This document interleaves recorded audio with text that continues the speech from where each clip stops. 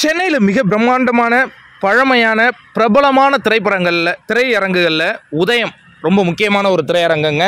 அதுலேயும் உதயம், மினி உதயம், சூரியன், சந்திரன் அப்படின்லாம் அந்த தேட்டருடைய பெயர்கள் இருக்கும்.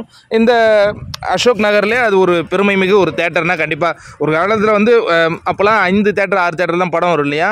உதயம் தேட்டரில் படம் வந்ததுனாலே அந்த படம் ஹிட் அப்படின்லாம் சொல்லுவாங்க. இப்போ உதயம் படத்தினுடைய கடைசி 2023 டாப் 10ல் பார்த்தீங்கன்னா ஜெயிலர் தாங்க முதலிடத்தில் இருக்குது.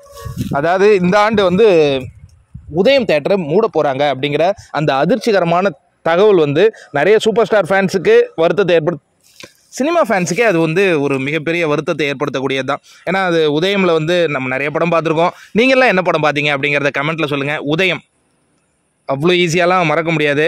அது வந்து ஃபஸ்ட்டு உதயம் காம்ப்ளெக்ஸ் உதயமாக தான் இருந்தது. அப்புறம் தான் உதயம் மினி உதயம்னு அதை 2ஆக மாற்றினாங்க. அதுக்கப்புறம் சூரியன், சந்திரன் அது பாட்டுக்கு அந்த பக்கம் இருக்கும்.